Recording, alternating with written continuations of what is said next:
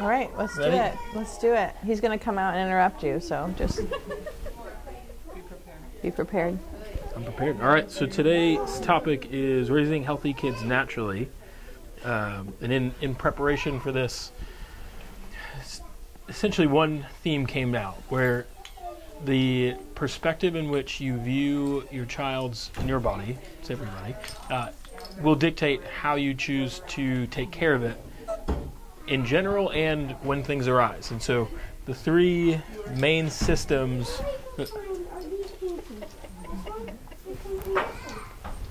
the three main modes of health, or the three main frames of health, I should say, is the typical one is the medical model.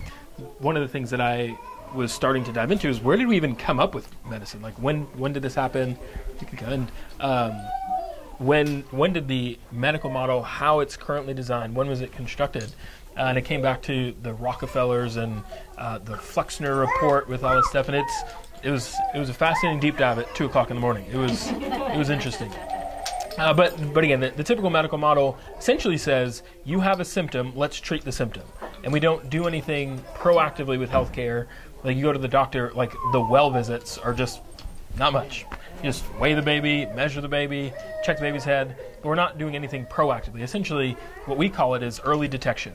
It's like we can see that things are heading in this manner, so let's try to get ahead of it in whatever way that we can at the very best, or most people just use it. We wait till there's a symptom, we go to the doctor when there's a symptom, and we figure out what things can we do to treat that symptom.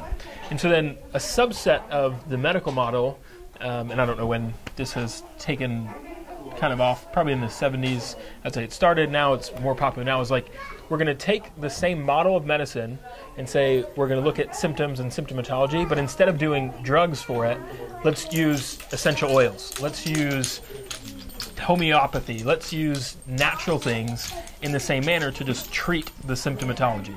So it's a very similar framework where it's like we're going to see what the symptoms are, and based off of the symptoms we're going to treat these things. And then the last model, and really, I mean, we're chiropractors, and so we view things a little bit differently. Our model is essentially like the life expression model. And something that Thomas Cowan said, and after listening to it, I was like, gosh, that is so true. He said, up until the medical model, every form of medicine, so whether that's acupuncture or homeopathy or Chinese medicine, Ayurveda, like all of it, they all said essentially the same thought process, was that if there's something wrong with an organ, we need to increase the life expression in the organ, not treat the symptom. Yeah. And so they would say, well, in acupuncture, they use like the acupuncture meridians. In homeopathy, they say, let's not just look at the symptoms are a part of it, but let's look at the whole constitution of the body. In chiropractic, we say, let's not just look at the symptom and adjust you where you're hurting, let's look at the entire life force of the body and figure out where there is a lack of life force. And the lower the life force is, typically, and this is pretty fascinating, the lower the life force, the lower the motion. And so when things stop moving, that's when things start becoming stagnant. If you think about, we have tons of different containers in our backyard. We had a wheelbarrow that when it rains, it fills with water. And so what grows in the water? All these different bugs. And we would never say that the wheelbarrow has an infection, even though there's bugs and bacteria and all this stuff in it. It's like, well, you have stagnant water, so stuff is in there, and so now bugs are growing. But if we take that same situation and put it in a kid's ear, we say, well, you have an ear infection, let's do an antibiotic. So again, and there's not anything inherently wrong with any of the three different ways in which you can view healthcare. I think they all have their time and place. Last night, until 1 o'clock in the morning, I was in the hospital with my grandfather because he fell, and my mother's like, he's not doing well. And so we're in the hospital, and we're doing all this stuff. And so, like, if he had a fractured hip, if he had a brain bleed, like, him coming to get adjusted in our office wouldn't help. Like, it's not the right place. Or him taking essential oils isn't going to help. But at the same time, if he had if he had just back pain, or if he had something else was going on, let's say with his kidneys, like, it doesn't necessarily make sense to say, well, your kidneys aren't working, let's give you drugs, or let's do this. Like, let's see why your kidney is not working in the first place. And then based off of that information, let's support your body to get your kidney to work better. And you can take that same example and apply it to any symptom in the body, and especially with our kids, because it doesn't make sense in my mind. It may make sense in other people's minds. Hey, it doesn't make sense in my mind to wait until our kids get sick to do something if we can do stuff proactively. And that's where the natural and the chiropractic / life optimization comes into play. Is like, instead of just treating symptoms, how do we build health? And when people ask us our opinion constantly, oh, my baby has a fever, what should I do? Oh, my baby has this, what should I do? Oh, my baby has this rash, what should we do? And we're just like, well, what's been going on? Or what is this? And could it be this? Like we did the talk. It was like, is it fever or is it teething? Is it an ear infection or is it teething? And a lot of times we're asked this thing, and what we like to ask the parents is like, what is your philosophy on taking care of your kid? And they're like, well, I don't know. I'm like, this is one of those really important conversations that I wish parents had before they had children. Like, it was like part of their courtship. Like, hey, what are we going to do if our kid gets pneumonia? And because one parent could be like, straight to the pediatrician, everything they say, every medicine, every single possible thing, let's do it all. And the other one's like, I think that the body's capable of healing and that we just need to make sure that they rest and we give them soup and we keep them cozy. And those two people marry each other. And traditionally, the crunchier mom marries the medical dad who has a very medical mother. and everyone's like, I feel uncomfortable right now. How did you get into my house this winter season? And so when we get to that situation, having a conversation about what are we going to do when our kid gets sick, because every kid is going to go through ebbs and flows of their health, like how healthy they will be, because we can be having easy like health, like we're normal, or we can be expressing health. And people really get frustrated with us when we say like, oh, you're expressing health, you're not really sick. And I was like, well, if you have something in your body that's irritating it, you are expressing health if you increase your mucus for it to come out of your body. Because mucus is a conduit to get the crap out of your body. But what do people go? I have a stuffy nose. Let me take a decongestant. Because being stuffy is annoying. Or they're like, oh, I'm allergic to the trees. God did not put you on an earth for you to be allergic to it. But a lot of people have those allergies. And when we talk to them, we're like, well, it sounds like your body has a cup and it can be full of stress. And when you get to allergy season, you're doing nothing to reduce the stress in your cup. So once pollen is the final dump, it overflows and you have watery, itchy eyes and you have these things. Because it doesn't, usually most people grow out of their allergies or they suddenly get allergies at some point in their life.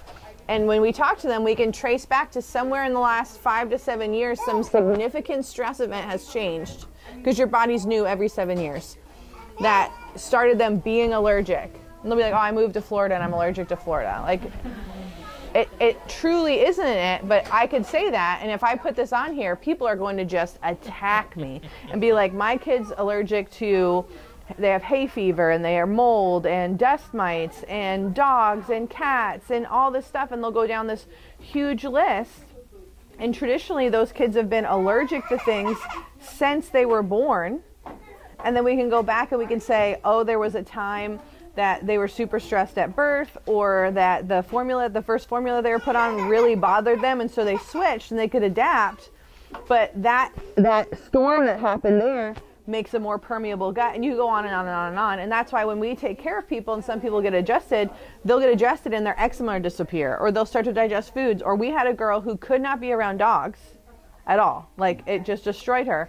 After a year of adjusting her, she could be around a dog. She couldn't have one live in her house, but she could tolerate it without like literally being completely miserable, because her cup was bigger.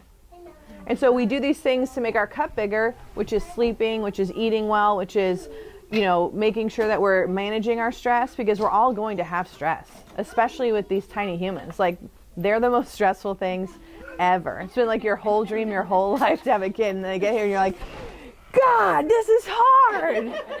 What was I thinking? And then they hug you and it's all good. But then about 2 hours later, you're like, you just dumped all of that on the floor. It's like it's squeezing the toothpaste out of the tube. You're like, I can't put it back in. Yeah, like Karen and my $70 hair product. She just, brand new bottle, just boom, right down. That bottle lasts me months, right? Like, it's just like, just on the ground. Yeah, boom. And that's a 4-year-old, so just it's not here. But when we talk about what your philosophy with raising your kids naturally is looking at your child and saying, you are telling me something. Your crying is telling me something. Your clinginess is telling me something. Your fever is telling me something. Your glassier eyes are telling me something. The rash on your body. This is your way to communicate. We just had a mom bring a kid in, and the kid was having violent skin reactions all over their body. Dr. Vin adjusted her. The baby was so much better the next day, like crazy. But what had happened was the rash had happened after she had had an injection. And we point blank said, it says, it looks like your daughter is showing you that she doesn't tolerate this well, and that maybe you need to do less or space them out if this is a choice you want to make with your kid. And they were like, maybe. Because a lot of people don't look at their kid as being basically a billboard and what's going on. And in general, when you are nurturing parents, you are taking care of your kids, you're with them all the time. Like, you're the one seeing them every day, and you can tell as soon as their kid is off. I'm like, what's going on? Like, I knew Karen didn't feel well the other day, and I was like, I think you need a nap. And she was like, I don't have a nap. And I was like, let's go for a drive. I was like, yeah. But she was off. And so I was like, I know that you're off, so let's just first get you to sleep and see if you wake up better. And then if you don't wake up better, then we need to do this. Honora had a stuffy nose, and it went to her chest, and she had a terrible cough, and we just kept her cozier. And I have been weaning her, but I nursed her more because I still have that power up in here. You know what I'm saying? And so understanding, instead of being like, oh, this is happening to my kid and this is a problem, understanding the why, and that will help you. And that's what homeopathy does. That's what people who use essential oils do. It's what, when you look at things holistically, you think, well, what can I give my kid to equip them to defeat this quicker? And sometimes that means staying home. Like, sometimes that means canceling your plans. I will tell you, a lot of times, one of the most interesting things my husband's ever taught me is that kids traditionally have a fever right before they level up cognitively. So or if they're super stressed from traveling, which is also a leveling up, because that experience, it's a very big thing, that the stress will give them a fever. And then I will hear people say, every time we travel, my kid gets sick. And the two things that tells me is your kid is either leveling up, or travel is really stressful for your kid, and you need to figure out how to make it easier for them. So like with our kids, we do a lot of communication about travel. We have a lot of consistencies when we travel. Like we're like, hey, we're doing this. This is what we're doing. This is what we're prepared. We have traveling snacks. So there's like all these indicators that tell them like, oh, we're going to go on this trip and it's going to be awesome. We're going to be together. And then we also have all of these things that we keep the same, like our bedtime routine, like what we do when we eat, all of those things, so that there's anchors in their day and we can tell when they're having bad behavior, because we go to conferences that are from like 8 o'clock in the morning until 11 o'clock at night. There's no breaks except for meals. We can tell when it's like, it's not that you have bad behavior, it's that we have stressed you to the point. And so we just need to make sure that they know that we love them, or make sure we go run them outside or whatever that is. But when your kid, when you routinely do this thing, you always go to this place and they end up not feeling well, they're super stressed. Or like, so my kids they stay at my mother-in-law's house every Tuesday night. Wednesday afternoon is typically a terrible behavior time for us. And it's not because of anything my mother-in-law does. It's just that they are performing, because your kids perform when they're with someone else. And so there's a lot of angst that gets built up. And then they come home to their safest spot, which is me, and they let it all hang out. And they fight more, and it's harder and everything. And it's not that my kid is behaving bad. They just did all the things I taught them when they are out, and then they came back and they were like, that was really hard, Mom. I can't do it anymore. I can't do it anymore. And I'm like, let's go for a walk, or put them in water, or take them out in nature, because those are the things that fix. But to raise your kids naturally is to give them space, to give them time, and to give them things that work with them. So we really love homeopathy. Vincent said this morning, he goes, I think I found something that is more hated than chiropractic. Because he was like, I was looking up what homeopathy is and like how it works. And he's like, there were 700 videos of how homeopathy is a scam. Oh my gosh. And I can tell you right now, if you give your kid the teething tablets homeopathy, it helps. Oh, yeah. 100%. But if you look into how they made the homeopathy, you'll be like, this is witchcraft. This is not... It's real weird. It is pretty wild. Homeopathy, do you mean like plant-based medicine? Like Homeopathy, like the tablets. So it's a specific way. Like it's very. Boiron. Yeah, Boiron is like the biggest thing. It starts as plant-based. So I did some research in this too. Because herbs are similar to plants, but it's wild. So.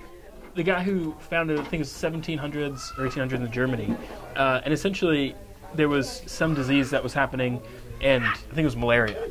And they're like, these are the symptoms of malaria.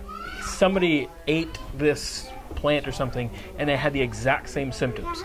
And so he just started like dialoguing, like, what are the symptoms of this thing, and what are the symptoms if you eat this thing? And then they just took that and just kept diluting it. So like they dilute it to like 1 to the power of 23 zeros times, where they take a little piece of it and they dilute it in 100 parts of alcohol, and they take that and dilute that in 100 parts of alcohol, and so they just keep diluting it and diluting it. It gets weird because then like that dilution, the more you dilute it, they say the stronger that it is. But essentially how it works is it's the same thing. No, so it's different. So depending on your symptoms, there is different products. So there's, I don't know, hundreds of things, maybe even thousands of different things. Yeah. Really crazy. Of the plant. The number one that I would have as a mother of a baby is pulsatilla. Pulsatilla help you with a fever. Pulsatilla help you if they're not sleeping right. Yeah. Pulsatilla. So you can order a kit on Amazon. I think it's like $60, and it gives you like basically all of the biggest ones. And we take that so we can like, it's just in a case and you can like take it with you and it has a thing. But like they have it arnica. So a lot of people know what arnica is. Now, Native Americans chewed arnica leaves. Like they're like, oh, you're in pain, chew this leaf. Homeopathy took that leaf and made it into this pellet thing. It's really like a sugar pellet. But essentially it's designed to activate the pathways in the body to fix what is wrong. So essentially it's activating the innate healing powers of the body through taking in this plant. And so if you take the plant in, it basically goes in your body and it's like, yo guys, we got to work on this. And your body's like, oh, didn't know. Thanks for letting me know. And then it does the thing. There's one called sepia. And a lot of women take that after they have a baby, or if they have really big mood swings on their cycle. There's another one called Ignatia, which is for sadness. Like there's all these different things that you can do. There's Rust Tox, that's for if you have a fever. They have ones for a runny nose that has a cough, and then just a runny nose, and then a nose that is stuffy but not running. Again, you could look at it and say it's witchcraft. But then you take 5 of these little pellets for every 15 minutes for 2 hours, and then you're like, what is going on? Like, everything is changing. And it's totally safe because if your baby got the whole bottle and ate it, it couldn't hurt them because it's an essence. So yeah, I haven't gotten into like the single ingredient ones quite as much, but I'll buy like cold calm when we start feeling crappy, or throat calm, like a kind of, and that just has a combination of a bunch of them, so I don't have to really learn that much. I pick which one. And it's homeopathy, but without studying every single ingredient, which would probably be the next step, but just haven't gone through yet. How do you give it to a baby? So there's 2 kinds of tablets. There's the circles that you can't touch if you don't know this. You can't touch the circles because the homeopathy is on the outside. Wait, don't panic. If you have the baby one, it's a melt-away tablet and you can touch it. Okay, so I touched the melt-away one. Yes. But the tube thing, yes. I just pour it in my mouth. The tube one you can't touch because you'll literally wipe off the essence on the outside. Wild. If you run out, can you lick the tube? Probably. But so for the babies, like whether it's there's a whole, so if you Google this later, I just want to tell you. If you Google teething tablets homeopathy, you're going to get 700 blogs about how all these kids were having bad reactions to Highland's teething tablets. Now Highlands has an oral pain relief, and the one that they took out was belladonna. Now if you look at belladonna, yeah, it's okay, but some kids are more sensitive to it than others. So if the nighttime teething can give kids hallucinations. Hallucinations meaning, yeah, nightmare. So what we saw when we used the nighttime one. This isn't this is not even the belladonna conversation. I just want to tell you, if you Google it, you're going to see this belladonna thing. It cannot kill your kid. Okay, so that's the whole thing. But the teething one that has the nighttime thing, whatever the nighttime thing is, can give your kids basically nightmares or hallucinations, however you want to describe it. We gave them to Karen? Vincent. Screaming. I'm talking terrified, unhinged. Yes.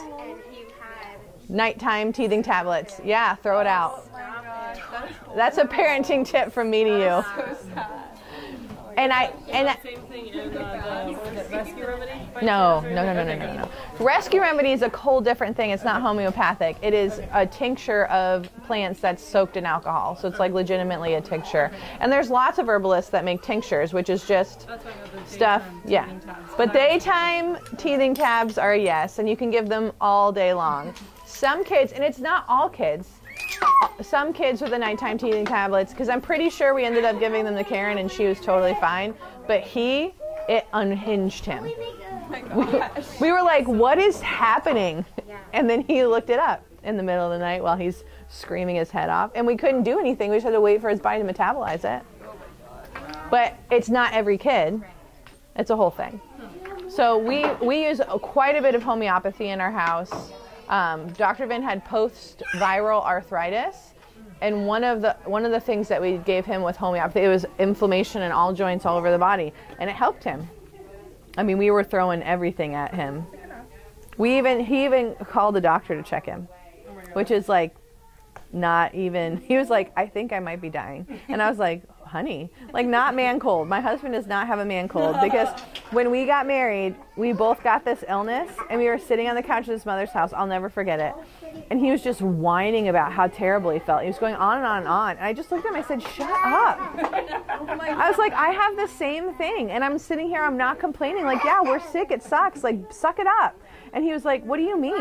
That's what he said. And we had this whole long conversation about it. And I was like, women suffer every month of their life, and we are expected to just keep it on.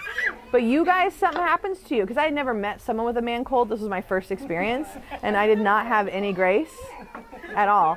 But then I talked to him, and he said he really sunk it in, because my husband's a big thinker. And he came back, I think the next week when we were fine, he's like, that really impacted me. He was like that made a lot of sense to me. Thanks for telling me that, right? And so from then on, if he's sick, he just mans up, like just gets through it. And he's just like, you just get through it. Like you just do the hard stuff. That's incredible. But the conversation that we had was important. And having that conversation, just being like, your body is effectively doing this thing. Yes, it sucks. Yes, we're uncomfortable. Yes, we have a sore throat. Like, I've been like, if you have a sore throat, shut up. Like, your body wants you to not talk. It's like literally like everything that you have to do to talk, it's trying to stop you. Like, so stop. Just shut up. Just think it. Yeah. Or people are like, what should I do? My kid has this chesty cough. It really freaks me out. Sounds terrible. Yeah. And I said, you texted me and you're like, is this it? I was like, no, she probably has her first bad cold. But I'm like, keep her warm. Make her sweat. Wrap the lungs in as many things that you have. And you can leave their feet there. You can leave their head bare. If you just want this part to get really warm, stack it with clothes. If you have a sore throat, I tell everyone, drink tea, eat soup, and sleep in a scarf around your throat. And they're like, what? I'm like, yeah, sleep with a scarf around your throat. I want you to get as warm as possible right here. And then they wake up and they're like, I think it's gone. Because if you give yourself a higher temperature, strep and staph die at 99.1 degrees. You're at 98.6, right? All the time. Some people 97.6. It's somewhere in that range. They also got that average from taking men's temperatures, ladies. So just so you know, every time there's a statistic, like you should sleep 8 hours at night, the study was done on men. They're doing studies on women now. Guess how much we're supposed to sleep? 10 hours. 10 hours is how much women need to sleep to be hormonally okay. There's this brilliant guy on Instagram, Dr. Patrick Flynn, he's a chiropractor, and he said, if your baby wakes up in the night, he's like, I always tell dads, you should get up with the baby. Like if it's not dependent on her feeding, so like obviously in the beginning you can't, but as where we're at in this age range where either Karen wakes up or Honora wakes up, he should get up because he can function on 6 to 8 hours of sleep, no problem. 6 to 8 hours of sleep for us destroys our hormone cascade, destroys how we can function the next day, and has a 3 to 4 day layover of screwing you. So you should sleep 8 to 10 hours. Yes, you are. Especially when you have teens, you're going to see this. Like as your kids grow up and they're like, oh, teenagers sleep all the time. Teenagers, girls, sleep 10 to 12 hours. They're going through some of the hardest hormonal shifts in their life. And what do? We wake them up at 7 a.m. Horrible. Rush them out the door, stress. Homeschool your kids. And so, because then they can sleep. Because your kids wake up at 6 or 7 a.m. now as little tiny humans. But my daughter at 4 would sleep in every day. She really would. If her day could start at 9:30, she'd be pretty. And she didn't have 2 siblings that were like, "Where's Karen? Can Karen wake up? Hi, Karen." If she didn't have, because he wakes up crack of dawn, ready to go. Let's do this. I'm ready. Can somebody come out and play with me? Nora wakes up. She's like, "Yay, yay, yay." Karen's like, "I'll get up," which is like I am. My kids know in the morning. They're like, "Mommy's still sleeping." Leave her alone. He handles the morning and he handles bedtime. People are like, "Oh, how'd you get your husband to do that?" We talked about the why, like why I'm so tired, and I sleep best between 6 a.m. and 8 a.m. Literally on my ring. That is when I am getting the highest quality sleep that I can get. Because I am a nighter, I'm a nighttime person. And some of your kids are going to be nighttime kids and some of your kids are going to be daytime kids. And hopefully you don't only have, but Karen could stay up all night and just sleep in. And so could I. And Vin can just not sleep. Like he just doesn't. He woke up at 2 o'clock in the morning and was like, let me do a deep dive on where the medical world came from. Whereas I wake up in the middle of the night and I'm like, I need to find a book to read. Like, or let me stalk some of my friends and see what they did on Instagram. But all that to say, when we're talking about raising your kid naturally, is that you want to find out what your philosophy is and also what your fear threshold is. So you're taught that at 100.4, you need to call the pediatrician. So one of the fun facts we like to share with people is that more febrile seizures happen between 99 and 101 than they ever do at 104, 103, 104, 105. Is it because it changes so quickly? So is that what causes it? So even though it's a lower him grade question. fever, that jump maybe is they're more sensitive? But also, it's not the high of the number. Okay. And again, yeah. Now tell them what you think about febrile seizures. Yeah, I'm curious. Like how they're a healthy response by the body. Yeah, it is. It's just about it's. Oh my gosh.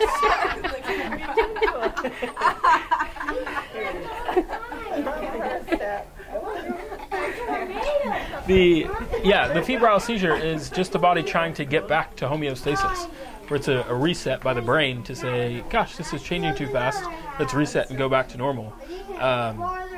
And just in the same way that the fever is a healthy response from the body. It's like the body will never do anything to harm itself, but that is exactly what we're taught that it's doing. Like if you have a cough, if you've got a fever, if you've got whatever thing you have going on, we're taught to say, well, your body's not doing the right thing, let's stop it from doing that. Here, take X, Y, or Z. But the body only does things intelligently. Your body will never do anything to harm you. And so we always have to look at it from the perspective of, well, what is their body trying to tell us through this symptom? And then based off of that, we support them however we need to support them. And so I think that's a really important sense to hang on to. And this is a chiropractic principle that is a part of our profession, but it's like the body is never going to do harm. And that's hard for some people to accept, because they're like, well, then what is cancer? What is arthritis? What is these things? And so those are examples of your body being put in a stressful situation and trying to fix it. So the reason that you have arthritis in your joints is because you used up the joint and the body was like, oh no, the soft tissue's not doing well. Let me throw down bone. So it's not this, oh, this is terrible. But what you experience on the other side of arthritis, you're like, wow, this sucks. And your body was like, well, it actually sucked for the last 20 years. Now it sucks for you now that you're 60. And we see that in people's spines all the time. Or people will be like, oh, my teeth are terrible. Or a lot of women, after they start to have babies, have more and more dental problems, because if you don't have a good mineral load, your body's going to leach it from your bones and give it to your children. Like, you will literally sacrifice everything for the next generation. When people have morning sickness, when they have gestational diabetes, when they have preterm labor, all of that in the current research is being linked to the placenta that is built by the husband. And so when people are like, oh, every time I've been pregnant, I've been so sick, I'm not going to have any more kids. I just had a woman with this. Her husband's a chiropractor, and she had horrible, like, I can't get out of bed, I can't take care of my children, so I have to stop at 3 because I can't imagine having 3 children and being this sick. And we talked, and I was like, it's your husband. And so they worked on his health. They did all of the things that I help couples walk through, and she had an unremarkable pregnancy. Because he was a chiropractor, he had opened his practice, he was building it, he was stressed. And right now, men have the testosterone levels that 80-year-old men had in the 30s, 40s, and 50s. Because of xenoestrogens, because of endocrine disruptors in our stuff, because of all of this stuff, and because of the incredible stress that they have and the lack of physical activity. You want to know a fun fact I just learned, guys? If men chop wood, specifically chop wood, it increases their testosterone by like 300%. What about those rooms where you store things? Yeah, rage rooms. Literally, specifically. And I think what it is it's one, there's a purpose to the activity. 2, it requires a lot of mental focus. And 3, it's physical. And so many of our men, they're obsessed with sports and they're obsessed with their thing. Yes, yeah, you should chop wood. Carry water. 2 workshops that Dr. Vin needs to host. How to overcome your man cold. Yeah. It's all the same stuff. Same conversation. But we like learning that. It's just like, what have we removed men from? No, men don't go to war. They don't fight anyone anymore. And so they what are they attached to? Athletic teams. This is my banner. These are my people, and we're going to fight this other group of people. And they get so hot and bothered by it. They get so animated by these stupid, overgrown men running into each other and causing injuries. And it's because they don't have any flag to fly themselves. And part of all the stuff that Vin does and groups that he goes to and books that he reads is all about like creating your family as that, and like that your family is against the world, and then to train our son, and not to train our daughters, but to specifically train our son in how to be strong and how to be ready to defend our family and how all these things, which are like, oh, that doesn't really make sense in a 2024 world. But the farther we are getting from them, and like just like people are like, well, I don't like when my husband wrestles with our kids. It's proven that if they wrestle with the kids before bed, they sleep better. So when your son is like 2 and your husband takes him in the air and brings him down in the bed as hard as possible, and your mom heart splits in half because you're like, you're going to snap his neck. Like, I literally take him to the chiropractor, you're going to snap his neck. It's like, that's what you're doing. That kid needs that. He needs it. And girls need it a little bit, but my son, like when he is like misbehaving, I'm like, hey man, you need to go wrestle with him. And they will go at it. Like, really, he's trying to win. And he has no chance. But these are the things where it's just like, that's raising a child naturally. That's doing things dangerously. That's letting them get dirty and muddy. It's letting them experience hard things and also the adversity of life. So not going in and like solving every problem for them. So when they get into it here at they're playing with another kid, don't fix it. Don't just go in and save the day. Now, if somebody's like about to get bit, you know what I mean? But if they're fighting over a toy, try to let them figure it out. But we have a lot of conversations with our 4, 5, and 6. 4 to 8 is like my best friend group range. And like my best friend Jen has been so good at saying like, wow, it sounds like that's something you guys can work out yourself. And so they'll come in, they'll be like, da da da da da da, and she goes, wow, it sounds like something you can work out yourself. So now with Vincent and Karen, we're like, sounds like you guys need to work it out or lose it. And they're like, because they'll be fighting over some toy. I'm like, you guys can figure out how you're going to share it. And now Karen will just hand it to me. She'll be like, no, take it away. I don't want to work it out with him. My husband just said the other night, I can't wait till he's big enough to throw him on the bed. Yes. Yes. I guess that's Because your husband needs it. Watch Tucker across the room. Yeah. He loves it. Not right now. Not right now. She's all gone.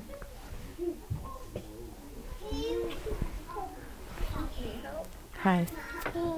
Hi. Any questions on like specific things? Congestion, fevers, ear Or not specific infections. things? Or not helpless? Hi, what baby. you're talking about, but I have a very interesting perspective because I work in the healthcare system. Yeah.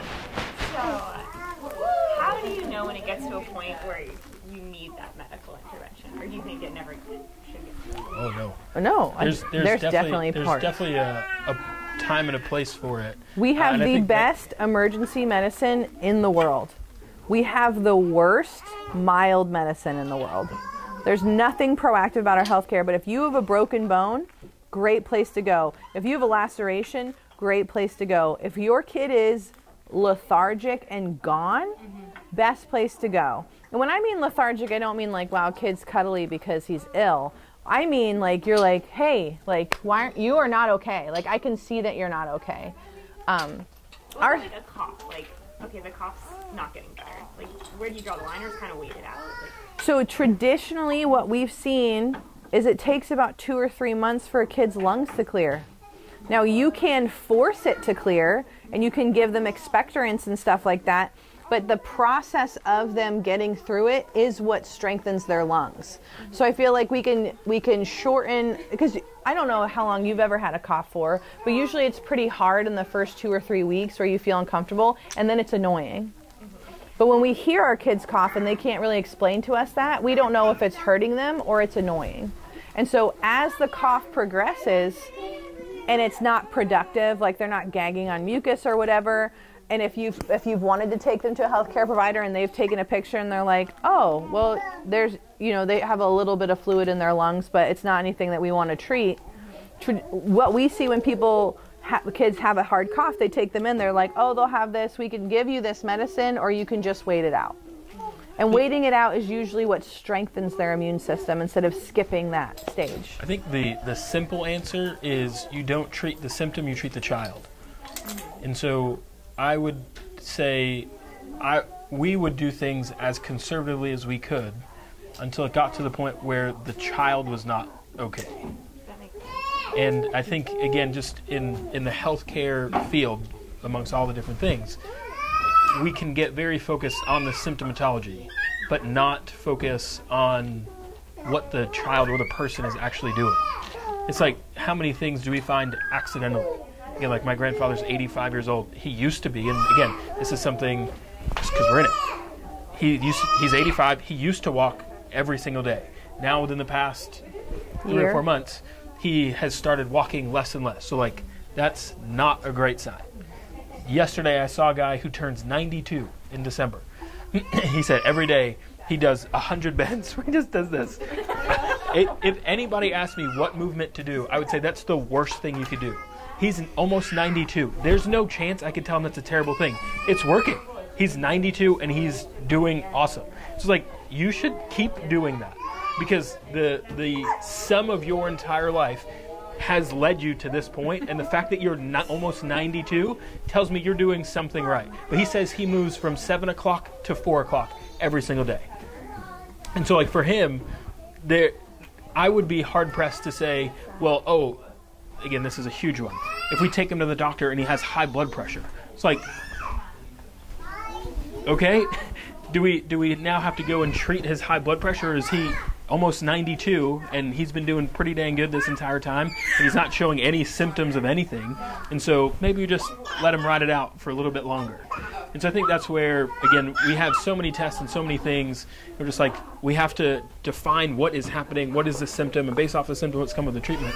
But this is something that it's a chiropractic thing, but we have gotten so far in medicine where we know so much about so little.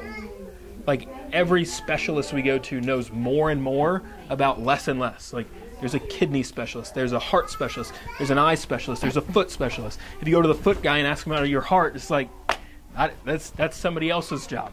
Well, that's what just happened to his grandfather. He was put on an antibiotic for a UTI by his primary care physician. And I saw him yesterday and I was like, listen, I called my husband. I was like, I don't know how this is. I think you should prepare yourself. Papa's not okay. I was like, he is a shell of himself. We saw him a week ago, like something is wrong. They took him to the hospital last night and they're doing everything. They did CT scans, blood work, all this stuff. They went through all of these different things.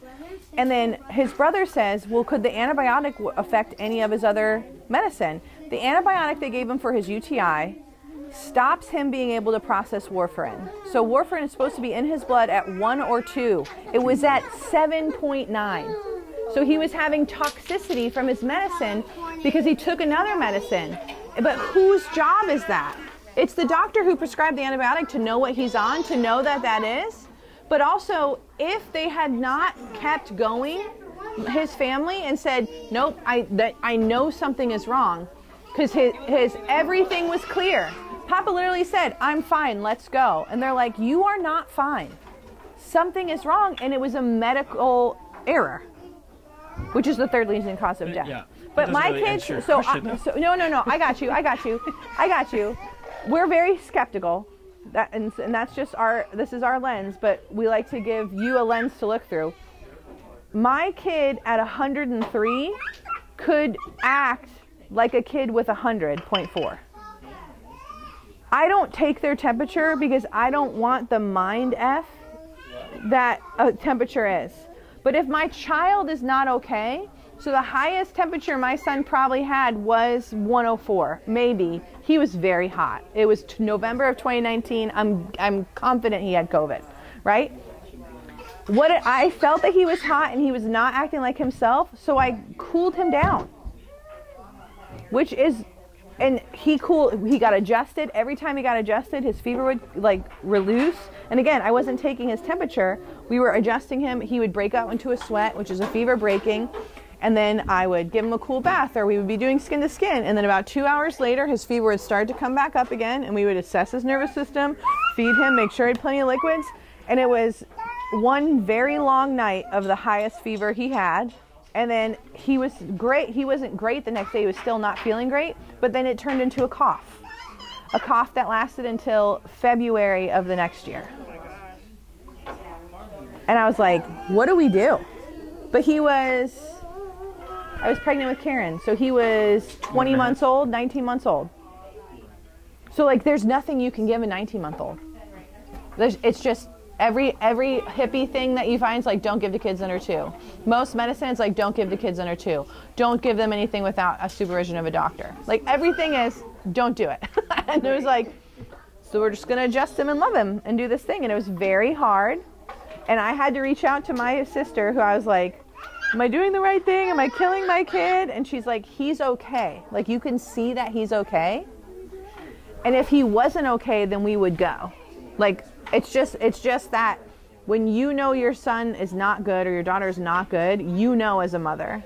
But sometimes like you'll have this kid and they'll have low iron. Oh my gosh, the amount of kids that have low iron right now. I'm like, maybe kids have low iron. We just weren't doing blood work on them this early. But I feel like as we do more blood work, we're finding out like kids have low iron. And I'm like, are they lethargic? Are they bruising easily? Do they have any of the symptoms of anemia? And there are some kids that I think do, but the majority of kids that I have with low iron are just normal kids. And it's kind of like the vitamin K thing. There's people who are like, I want to have this, I want to put it in my baby the first day because it's going to make me feel better about hemorrhaging. But I'm like, well, why did God not give it to them until their 8th day alive? Like, why? Because at day 8, they have the levels that they want them to have on day 1. So medically, we've been testing this, and we can give it to them, and most kids do fine with it, and some kids have reactions. It's just like, well, if I didn't have this super bad contusion-filled birth, then I wouldn't be worrying about giving my kid vitamin K. Because people will be like, what do you think? Should I vaccinate my kid or not? And I'm like, I can't tell you that. I'm not a pediatrician. I could lose my license. What I can tell you is, why are we giving this to our kid? And do you agree with that why? If you said to me, I want to do a fever reducer, I'd be like, okay, why do you want to do a fever reducer? And most moms say to me, my kid is uncomfortable. And so I can say, if you want your kid to be comfortable, and you just, because you think it's going to help them sleep, do it. But if you just don't want them to be uncomfortable because it makes you uncomfortable, I have a terrible thing to tell you. Your child is going to be uncomfortable a lot for the rest of their life and as an adult. So we can start to teach them resilience through being uncomfortable, even from the time they have a silly little fever as a baby. But not to their danger. Does that kind of help answer your question? Well, I was just, I was interested to hear your perspective on it. That's incredible. We love our pediatrician, it's Bluebird Pediatrics, because she literally is like, okay, I hear your concern. What are they acting like? Like, what are they looking? Are they laughing? Are they smiling? Are they like, what are they doing? And then she's like, okay, so it sounds like we need to do this, or, you know, I would like to do a virtual visit, or I'm going to come check the baby. Like, so she has this filter where if you just call her, she's just like, I hear that you took their temperature and they're 101 and you're scared and it's your first kid. What are they acting like? You felt that they were warm? And they're like, well, they're pretty much acting the same. And she's like, great, I'm going to check in with you in 12 hours. And that's the kind of way that we recommend to people. It's like, don't panic. Because that fever that just to 100 or 101 kills almost every bacteria out there.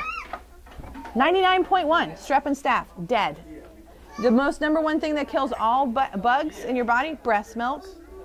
Get you some. Get you some, call a friend, put it in your freezer. Yeah, I think another route that we could take, I don't know how much longer you want to talk for, is just 2 scenarios came to mind, Terry, with your question. We were on vacation for the first 2 years of Vincent's life. Every time we went on vacation, he found a way to get hurt. We were at this place, kind of, I guess, a hotel, and they had a 3-legged table. And he's, I don't know, 1.5, 2 years old, so he climbs on the table. He only has 3 legs. He pulls it down the second we get into the room. Like, we're in the room, put our bags down. He pulls the table on his foot, breaks his foot, or he breaks his toe. And it's 8, 9, 10 o'clock. Like, there's no stores open. It's 10 o'clock on a Friday night. And he's screaming. His toe is super swollen. Like, we don't know that it's broken, but we know that it's broken. I mean, it was like one of those log tables, you know, like the decorative logs, and they're like this thick, and like, but it was on like legs, like a 3-legged thing. And so he just put his hand on it to climb on the bed, and it went straight down and crushed his left big toe. And so at that point, what do we do? Right? It's 10 o'clock at night. He's screaming and crying in pain.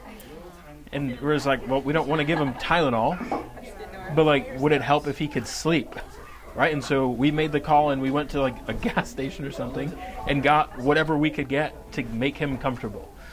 And then on another vacation, we were in this, we were staying in this Airbnb. It was this treetop cabin thing. He's walking up these spiral stairs, and underneath one of the spiral stairs is a wasp hive. And so he steps on, gets stung immediately. Foot swells up. It's like, gosh. Now, what do we do? What do we do? And so this is something that's really good to have. Bee stings, ant bites, anytime something is in your body and you want to get rid of it. The thing that we use is called Prid. It's a salve that just pulls stuff out of the body. It's a black drawing salve. Plantain oil is really good too. Bridget's sister Dawn, should probably link her in the talk. Her business is called Pestle and Potions, and she's got this whole kit, and one of the things in there is plantain salve, because it just draws stuff out of the body. So we put the print on his foot, put a Band-Aid on it, and he goes and just runs off. Like 25 minutes later, he's like, can you push me on the swing? I was like, bro, you just got stung by a wasp. Your foot is this big. And he's like, can you push me on the swing? My shoe doesn't feel good.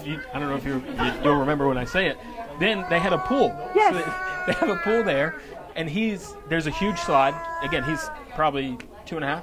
He's probably 2020, so he's probably 2.5. And he climbs up on the top of the slide to go into the pool, and somehow he fell. I think he fell backwards off the slide. He went up to the slide, and he was like, nope, this is too high, I'm scared. And he turned, and he went and wanted to go back down the ladder, and he misstepped on his foot. Yeah.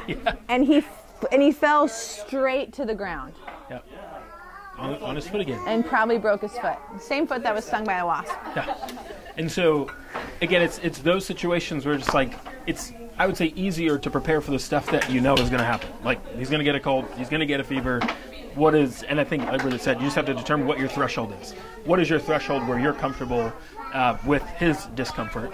And then there's things that are super unexpected. Honora, if you see her forehead, there's a gash in it. And it was 2 weeks ago, maybe? Yeah. 2 weeks ago, she was at Sunshine Park, hit her head on a piece of exercise equipment, and for the first time in our 3 kids, 6 years of parenting, Bridget literally, we're on the phone. We were talking, and she's like, tripped. Honora fell, and she's got blood everywhere. Bridget, you may not know, she uses embroidery, not just plain fabric. Sometimes it's a little embellished. I'm like, okay, she's going to be good. Don't worry at all. And then you FaceTimed me, and then she sent a picture. FaceTime, but there's a picture of Honora sitting in her stroller, holding something in her hand. Completely chill. Covered in blood. Covered. There's I'm blood talking all over her blood all the way down, because head wounds bleed more than any other wound. So literally, her face is, she looks like the Apache warrior in Dancing with the Wolves after they kill somebody, like literally blood down the front of her. All over her cute little vintage outfit I had her dressed in, everything. And I was like, you're going to be okay. Like, everything's going to be okay. And I was like, I just have to get us home, and I need to clean her face so I can see what's actually going on. And then everyone asked me, are you going to get her stitches? And I was like, all right, stitches. What do I think? How are they going to give stitches to my 14-month-old kid? They're going to inject painkiller into it, and they're going to traumatically pin her down, stick a needle in her head, and then stick a needle in it to sew it or staple it, or they're going to put super toxic glue on it. Those are the options. So as a very hippie, crunchy girl, I didn't want the super toxic glue, and I didn't want the painkiller in my kid. She was totally fine. Chill, not crying, not saying that it was. She cried like in the immediate time, but her eyes were good. Yeah, her eyes were good. We tested her for a concussion. Like, she was totally fine. And so I cleaned her up, and my sister said, you need to put yarrow root on it. So yarrow root immediately stops all bleeding. Again, we are so hippie, guys. Like, we're the crunch. We live in the woods with wolves. Like, that's how hippie we are. So much faster than just a regular cloth. Wow. Yeah, brown paper napkin. You can get fast food or anything. Look at that. Yeah. Look at these tips. So we have yarrow. Look at Mom. She's like, I got tips. Paper bag. Wild. So I put yarrow powder on it. Immediately stops bleeding. Then I put yarrow oil on it. And now, if you look at her. Okay, honey. She wants everyone's water except her own. But if you look at her head, everyone's like, wow, it's healing so well. And it's not huge, and there's some people that would be like, that people would have been like, well, she could have stitches that have to be removed. And a very traumatic time when my kid was already super calm. So now if she had a laceration that was all the way through the dermis and I was seeing blood, then we're probably going to do that. But we made a call, and we were just like, let's see how she is. And then my sister was like, don't let her go to sleep. I'm like, great, it's nap time. And so I kept her up a little while, but then she fell asleep. I mean, it was 2 o'clock in the afternoon. And it's when she usually goes to bed at noon.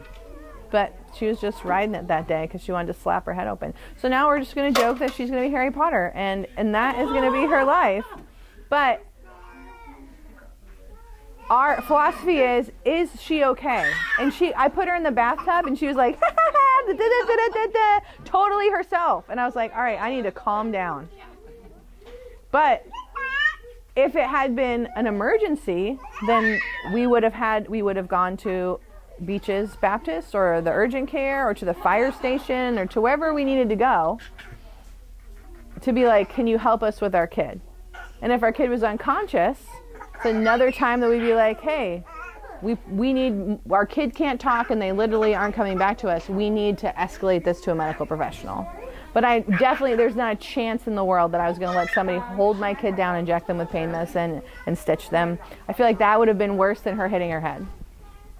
But she might disagree with me when she has a diesel scar on her forehead. But she's also little, and everyone who tells me they have a face scar says as their forehead grew, their scar got smaller and smaller. And I was my like, brother got hit in the head with a bat when he was like 6 or 7 years old. They were playing baseball though. It was, yeah. She's like, it was a rough life growing up. But he had like a square size like hashtag like in the middle of his forehead. It used to be so big, but as he got older, it got smaller and smaller. And it was darker and it lightened up over time. Oh, she's welcome in here. Yeah, no, this is not, it's just to slow them down. It's not to keep them out. Hey, girl. We like to throw things. Here's your 45-minute answer. Yeah. But we are like, but we have had lots of hard experiences with the medical system, with our children, and the birthing process. And so we are definitely gun shy. We have been put through the ringer. And so part of us is like, I'd rather go to an urgent care. I'd rather drive from here to the Wolfson's urgent care at the town center than go to Baptist Beaches because of the experiences that I've had there, because of like whatever's written under my file number and how they've treated us. Girl, you don't even know. But that's our story. That's our story. Needless to say, if you want to go there, go there. Let them help you. Not for us. But when you all the decision goes back to whatever you're comfortable with. Because if you are going to have debilitating anxiety whether or not your kid is okay if they have this fever, then you should do a fever reducer. But also then I would support their body to process the fever reducer, because Tylenol has an incredible amount research-backed detrimental effects to kids. And that's the one they immediately get to. Research-backed. There are more Tylenol toxicity reactions than there are with any other medicine out there. Yeah, because it's really hard on the liver. How can you support them?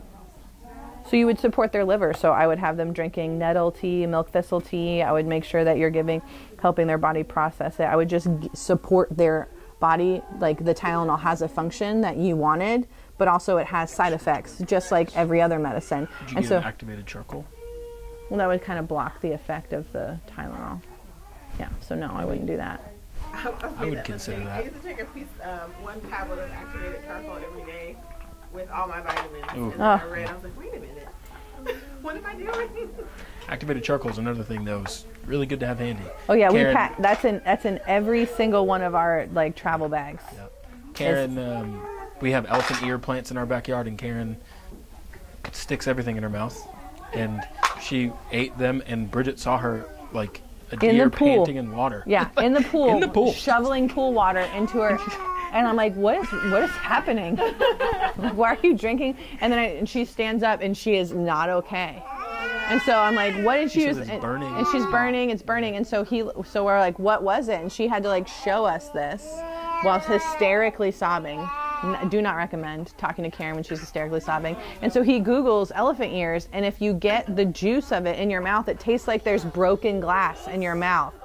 Even like they were just playing with it, like they were using it as an umbrella, and like the juice got on their hand, and it burned their hands all red. Yeah, it's crazy. And then we brought her the water with activated charcoal in it, and she goes, "There's dirt in this. I'm not drinking it," and throws the activated charcoal on the ground. We're like, so if you're gonna give your kids activated charcoal, it's really good to have in your house a cup that is opaque with a lid and an opaque straw. Or just let them know. Or just say. Or put it in something that's not. Or just put it in juice. Oh yeah, it doesn't taste like anything. Or put it in juice, like whatever their crack cocaine is, like grape apple juice or grape juice, really. Yeah, and you just dump it in there, and then they'll suck it down. And then it took about 20 minutes for it to affect her. But when the kids got it on their hands, we washed their hands, and then we covered it with my sister's magic stick, which is literally magic, and I highly recommend it, Pestle and Potions. And then they were like, it still hurts. Like Vincent is crying, Karen is crying, and then we gave them ice, and they held ice, and they rubbed it all over their hands, and then in about 20 minutes, they stopped having a reaction. So elephant ears look really cool. Not so tasty, not so nice. Yes. Yeah. But also, we're not taking them out of our yard. We're like, you guys now have had 2 things, like stop playing with the dang elephant ears. So now my kids are like, I'm not going to touch those. We're like, this is probably smart. I think a good thing that we haven't said yet is trust your gut. Mm-hmm. Like that is the most important thing that we tell all of our parents. It's like Bridget said this, like you know your child better than anybody. And if your gut says something needs to be done differently, if your gut says the natural stuff is not working, we need to do more, then do more. If your gut is saying they're probably fine, then listen to your gut, because you have that motherly intuition, you have that gut instinct for a reason. Everything is like you have more neurons in your gut than you do in your brain, and that's because you just have this intuitive sense. But all too often we're told to ignore it, not listen to it, be quiet, like it doesn't know enough. But there is something there that we should just listen to.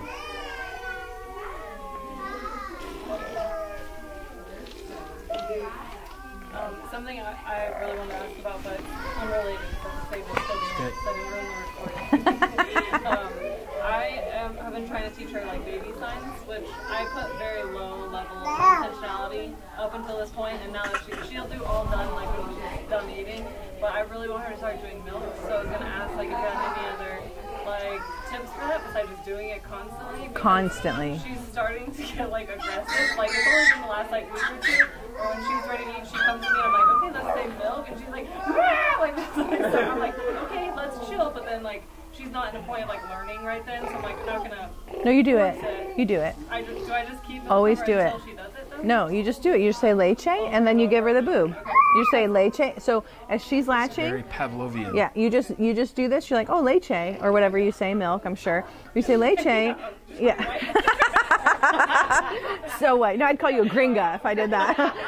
But so every time leche, and then you know how they like look up at you while they like have they're in their drug-induced state with the milk. You just go leche, and it's just eye contact. No, you're perfect. And then more. Nora just really got more. Like she's 15 months old. Yesterday, today. Yes, 2 days ago. 14. 3 days ago. We're cool. We're close. Third kid. She really has more down. So now if you have something she wants and she hasn't had any of it, she's like, hey, more.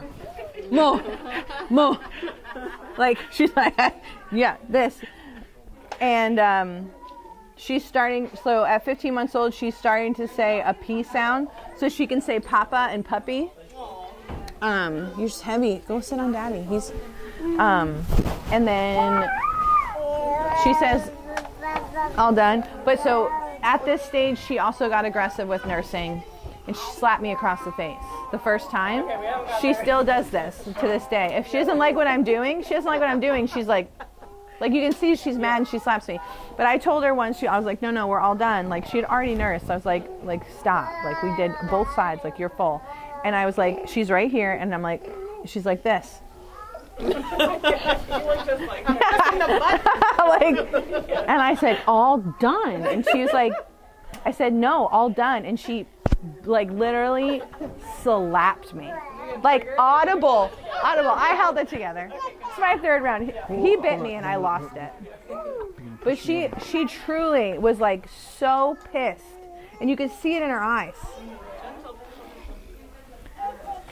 But you just do it whenever. The other thing that I wish I had spent more time with her was please and thank you. So I'm trying to do it now. And she's got, if I say please and I do this, she does it.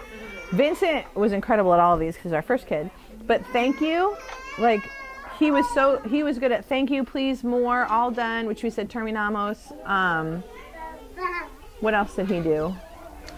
But then after we got those solid ones down, we went straight to farm animals.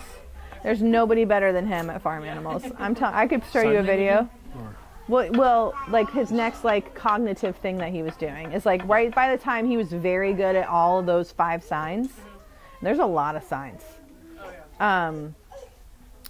We moved on to, he was moving on to making like woof woof and oink oink and moo moo, and so you just keep doing it. And if you want to learn more, just Google it and say like have Alex have his things. But there's one for diaper change. There's one for messy.